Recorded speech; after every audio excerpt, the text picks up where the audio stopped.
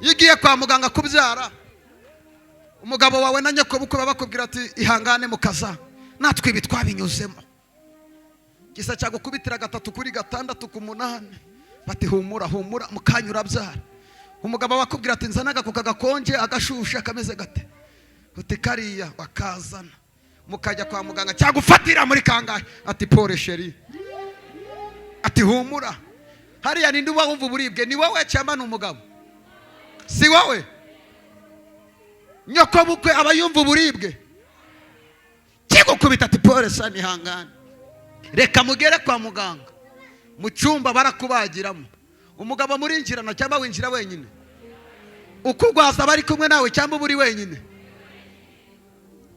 Barizo umuntu muri kwe ngo ubusigaranye nande? Babandi bakubwiraga ngo pole, ibihumuriza byabo biba birangiye. Ndagira nkubwire ngo abantu baraguhumurije ntibyashoboka. Yesu agiye kuza kubikoraho, Yesu agiye kuza kubirangiza. Abantu barabihumurije ariko ntacyo bagufashe. Hari abantu bumvishe ikigeragezo uhagazemo, baraguhumuriza ariko ntibagira icyo bagufasha. Ariko reka Yesu uyu mugoroba azagira icyo abikora.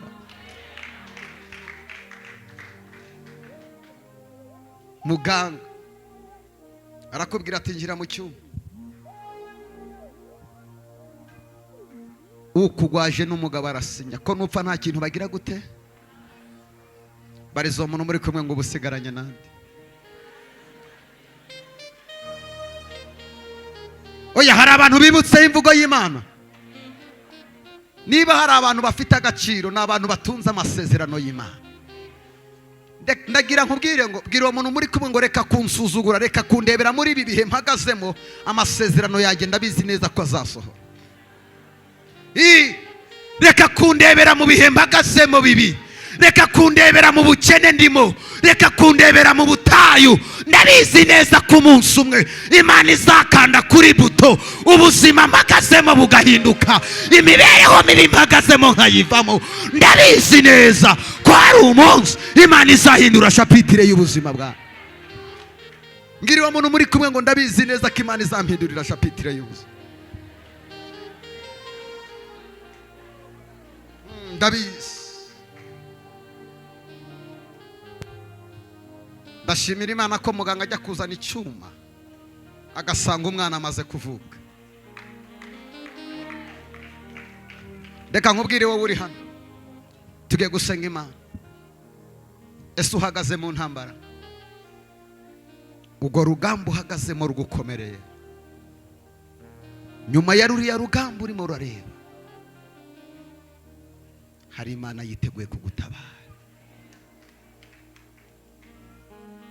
Nyuma yayo marira urarurira, umugabo atumva, umugore atumva, abana batumva, ndabona hari amaboko y'Imana agiye kugutabara. Nyuma ya biriya bikomere byuzuye umutima wawe, ndimo numva ijwi rimbwira ngo humura. Inyuma y'amajwi wumva ategereje kukumwaza, hari ijwi riruta andi majwi yose ry'Imana. Nyuma y'ibyo bihe bibi, nyuma y'ubwo bushomeri, ndumva hari ijwi ry'Imana ririmo rimanuka.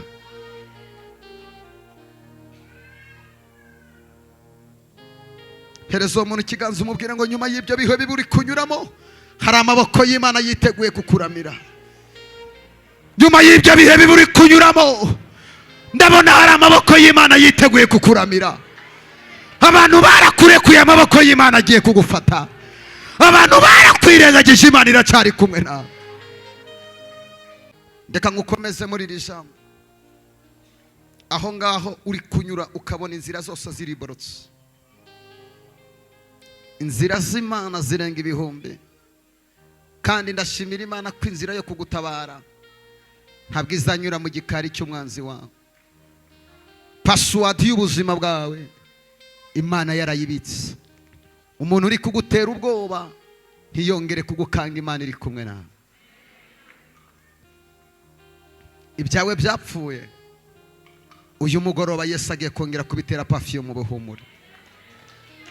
Niba Yesu yarageze kwa Lazaro akavuga ngo Lazaro sohoka, uyu mwanya hari ibyawe byapfuye bigiye kongera kuba.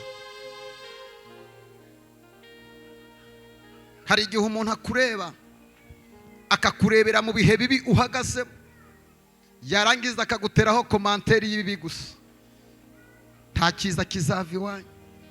Nawe warangiza ukiyakira ukavuga ngo koko ntawe iwacu watabawe. Ariko reka nkubwire, muri famiye y'iwanyu ni wowe Yosefu Imana yateguye, ntuzongere kwisuzugura.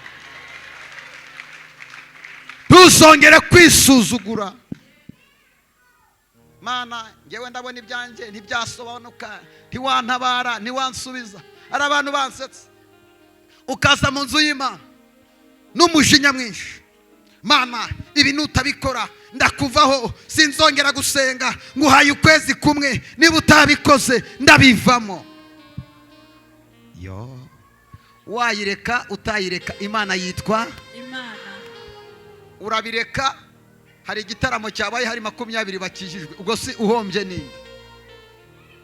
Ngiriwa muntu muri Kongo, reka guhabura Imana, Imana izabikorera mu gihe cyayo. Reka guhabura Imana, reka kuyikanga, Imana izabikorera mu gihe cyayo. Ni bande bari hano bafite amasezerano? Mwese mufite amasezerano? Mbariso umuntu muri Kongo kubera iki adasohora yabo?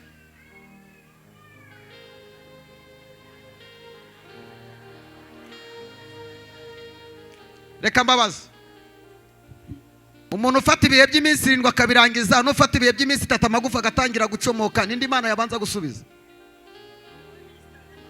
Kubera ko iminsi 3 Imana ari wihereyeho kandi ure yarafashe menshi, Imana itamushubije ahita agira gute? Abivamo. Niyo mpamvu uzabona indaya iturutse mu kabari, ifite imyaka 30, ikinjira mu rusengero uwo munsi Imana ikayiha umugabo. Wowe maze 45, Imana ikikubwira ngo humura ndacyari kugukorera umugabo, ukagira ngo mu ijuru depo y'abagabo yarabuze. Wabwira Imana, Mana kutamereza umugabo kubera iki runaka aje mu gitondo njye ukabuta mu mpaye. Imana ibizi neza ko uriya uje Imana itamuhaye umugabo yakwisubirira mu burayi. Ariko wowe wamenyereye imvugo y'Imana, ugomba kwihangana kuko muraziranye. Ngiriwe umuntu muri Kongo, ihanganiraho ngaho uhagaze. Oh, hallelujah. Imana irakuzi. Mana kubera iki curuza ngahomba, kubera iki runaka, tuza. Umugisha wawe n'uwawe. Kandi impamvu Imana igutinza, igihe cyose Imana igiye gukora ikintu irabanza ikakunyuza mu muraba, abantu bakavuga komanteri bashaka, kugira ngo Imana nigutabara bazavuge ngo neneho n'Imana ibyikoreye gusa. Hari ikintu cy'imirima. Icyambere nuko iminsi abantu baguhaye yo kumwara, Imana yayigutambukijemo amahoro utamwara. Bagiye baduhereza iminsi tutazarenga, Imana ikagenda yivunja imyaka yo kurama. Imigambi abantu bakwifuriza mibi, Imana igivunjamo imigambi myiza. Kandi reka nkubwire, ngiriwe umuntu muri Kongo, uko byagenda kose inzozi zawe zizasohora. Nokuri. Uko byagenda kose inzozi zawe zizasohora.